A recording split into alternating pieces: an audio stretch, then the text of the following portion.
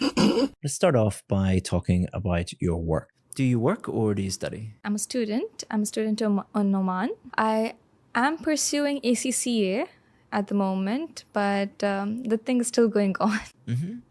What is that? It's the Association of Certified Chartered Accountancy. So there are 13 papers in it. You're supposed to complete all 13 to get the certification. So far, I've completed 4. I'm still working on doing the rest. And why did you choose accountancy? I wanted to get into CFA. I wanted to become a CFA before, but at the time you can't give the exam for CFA. There's a qualification for it as well.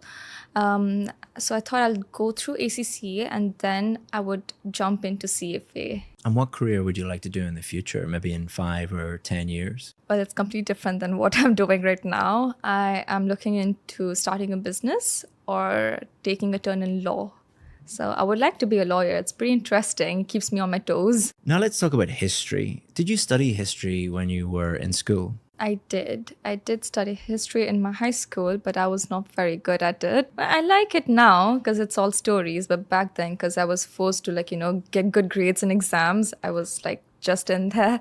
Do you watch any historical TV programs or read any books about history? I do not, unless they're completely fantasized. I do not watch or read anything that's based on history. And is there any period of history you would like to learn about in the future? I would like to learn more about the Mughal Empire, honestly. It was a very significant time for Indians and their rule in India. So I would like to learn a bit more about it. I was not interested before, but now I would like to just for the cultural part of it. Now let's talk about reading. How often do you read? I do read here and there sometimes. My friends recommend me books and I like to pick it up I like sharing their interests. And what was your favorite book when you were a child? Well, when I was a child, I used to read anything by Enid Blyton. So all of his short stories, they were great. I used to just read them before bedtime and think about it, be a part of it. Yeah, I liked her. Do you like to read for pleasure or is most of your reading just done at university? I like to read for pleasure. And then I also do read for university. That's what I need. And for pleasure, I just do that for to rest, to calm down. Just some additional skill I would like to use in my life. What kind of books do you like to read for pleasure? It could be educational or it could be fantasy. It could be rom-com, anything thriller, everything. And do you prefer to read normal paper books or digital books? I like paperback. I feel like I am in there. There's something different about paperback. Digital, yes, it's nice, but it's more traditional to read by the book. So I do prefer that. Now let's talk about drinks. What's your favorite drink? I like mojitos. There's something refreshing about it and there's something very zesty about it. That's why I like mojitos better. Do you drink tea or coffee? I don't drink any of them. Sometimes, maybe if I have the mood, but I don't prefer any. I would prefer juice instead. Why not tea or coffee? I think it gets me too excited sometimes, so I would cut back on it. And how often do you drink water every day? Well, 4 glasses per day. It's pretty less, I know, but I'm working on it. I drink 4 glasses whenever I'm thirsty. Whenever I'm thirsty, that's when I take water. And if people visit your home, what drinks do you normally serve to them? Well, juice mostly. I'm an Indian, so we usually serve tea because it's what we do. It's a cultural thing. So we serve tea, water, juice, and then a bit of side dishes like biscuits and everything. So I was asked to describe a monument here. I would like to describe the Red Fort. It's in Agra, Delhi, and what it looks like, it's red. We call it Lal Kila in India, in Hindi. It's red overall. It's a palace and it's very traditional. It was by the Mughal Empire. It was during the Mughal dynasty. Very traditional. I love the aesthetics of it. I did go there once and I felt like a princess, walking around. I had a deja vu that it felt very close to me.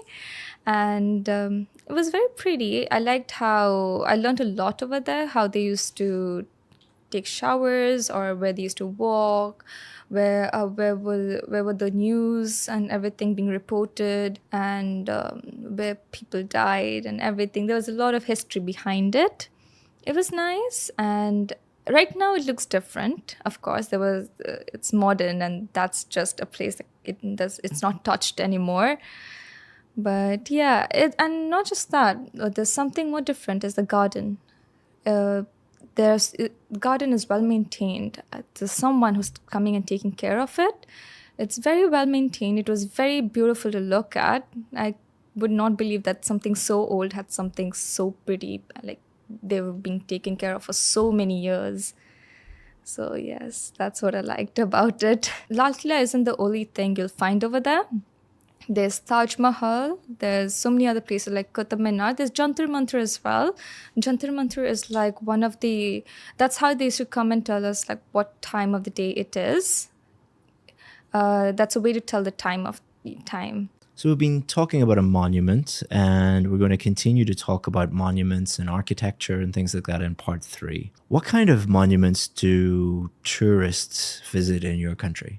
They visit the one that I just spoke about, the Red Fort. They visit the Taj Mahal. It's one of the 7 wonders. So yes, it's made of complete marble. So people like to visit these. They want to be a part of. They want to see what's it like in India, what the aesthetics are and everything. Why do you think there are so many statues of famous people in public areas in some countries? Well, I think that's because people like to look up to them and remember them for a very long time, that they've made this change in their lives before. And they've come such a long way because of what they've done significantly in history. So that is why they have the statues as to show, like, to pay tribute mostly. That's why. Do you agree that old monuments and old statues should always be preserved? Yes, I do. I do think they should be preserved and looked after because it's something that was left behind. There's history behind it. Now, you can write history in books, but you would like to see something. You would like to see like some proof of it, like the dinosaurs. We've written them in books, but there are so many people that believe they are just a theory. So I do think you have to preserve them. Now let's talk about architecture. In your country, has the design of homes or buildings changed in recent years? Not very much. Overall, I don't think it has changed because they still like to live how they've been living. They're not very keen on change. If it's working out for them, they're just going on with it. They're seeing what else they can do with it. So yes. Do you think that the architecture of a building can affect someone's mood or emotions? Yes, I do think so. Like if they like the place, if the architecture is good, it's according to what they want, they're going to feel more motivated, they're going to feel better, they're going to feel confident about doing things in their life.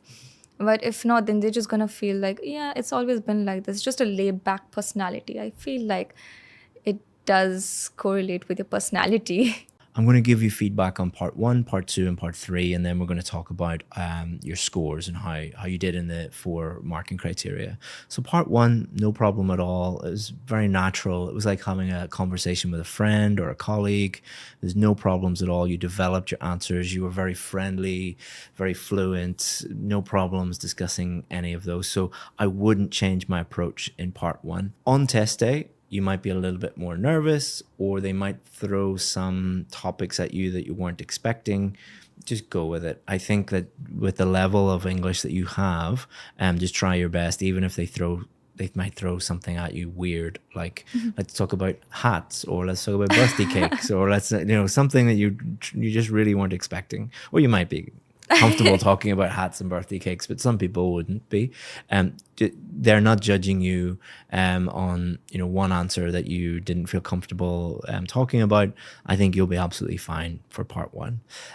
Part 2, good. You said in the break when we were talking that you weren't too confident about part 2. Why did you think you didn't do well in part 2? I didn't have a lot of knowledge about it. So even if it's just speaking, I would like to know a bit more about it. So it was a bit sad that I didn't know anything from my country. Yeah. But yeah, I had to make up a little bit of stuff. Well, that's one of the more difficult part 2 questions, because not a not many people know much about monuments, and you did really well, I thought. One thing that you should always do is just keep talking until the examiner stops you. Okay. You stopped at about 90 seconds, which is not a huge problem. A good examiner will tell you, just keep going. They'll Yes. indicate to you. Some of them, I don't know, I'm not in every exam room, but some of them won't. But I imagine, the vast majority of them will help you. They want to get you a good score. But the problem that what happens with a lot of students is they stop and they think they're close to 2 minutes, but because of exam day stress, they might have only been talking for 30 seconds or 40 seconds, and then the examiner has to keep saying, keep going. That can make you a little bit nervous and stressed. So I would just say, keep going. You did add more bullet points. Add as many points as you need that are related to that topic. You can add more bullet points. Sometimes students look at the bullet points. There's not enough really there for 2 minutes, or there's just one or two of them I don't feel comfortable talking about. So add things in that you feel more comfortable talking about. You, as I said, just keep going and you should be fine. Part 3, you did well too. You're very good at more conversational speaking style, which is good, and that's a huge part of this. One area that I think you could work on is your development in part 3. It wasn't a problem. It's just, again, on test day, our brains can play tricks on us, and we can be very nervous. And part 3, often people just want the test to be over, and they give quite short answers. You didn't do that, but I'm just being really careful. One way you could improve that is to give examples, whatever you're thinking about. It doesn't have to be like a very high level academic example, but just mention it and talk about it that a little bit. What you can also do is don't just focus on like the conversational style of this is what I think. Try and think from different perspectives in part 3. So what do different people think? A good way to start it is depends. Some people think this, some people think that. For example, do you think that design of buildings affects people's moods? Some people, no, it doesn't affect them at all. They wouldn't even consider that. Other people that are, maybe architects, for example, or people that are sensitive to their surroundings, it could really affect their mood. And think about it, for example, this, or for example, that. And that will really help you develop. So let's talk about the marking criteria. Strengths and weaknesses. I think strengths, fluency and coherent. You are answering the questions. You are developing them enough. I gave you some little pointers on how to develop them more, but you're doing really well in those areas. Vocabulary, you didn't have any problem talking about any of those topics, and you have a nice wide range vocabulary, very few errors. Here's some examples of nice vocabulary that you used. They've come such a long way because of what they've done significantly in history. So that is why they have the statues as to show, like, to pay tribute mostly. Same with grammar. You have a very wide range of grammar. Here's some of the grammatical structures and tenses you were using, which are excellent. I love the aesthetics of it. I did go there once and I felt like a princess, like, walking around. I had a deja vu that, like, it felt very close to me. And pronunciation, again, I wouldn't say it as a weakness at all. Some people watching might often when we have people with a particular accent, they'll think that you should get a lower score because you have a particular accent and you don't speak like the King of England. That is actually wrong. It doesn't really talk in the marking criteria about having a particular accent. It talks about clarity. So you could have a Vietnamese accent, a Indian accent, an Irish accent, and it can be either a clear Irish accent or an extremely difficult to understand Irish accent. You have an Indian accent, but it doesn't affect my ability to understand you at all. So what I would recommend is don't try and change. It's up to you. You're an adult, you can do whatever you want. But a lot of people, whenever they move to an English-speaking country, think that they need to sound like the people there. I would not recommend that. I think it's a waste of time. Again, it's up to you. I would do what you're doing, which is just trying to be as clear as possible within your own accent. That's your identity, you know. So nothing wrong with it at all. Also, don't do what a lot of Indian speakers do, which is speaking too quickly. You don't speak too quickly. So often someone will have quite a strong Indian accent and they will speak very quickly. I think 'cause many of the languages in India, they speak them extremely quickly. And then when they're talking in English, that translates there, but you don't have that problem. So very, very strong.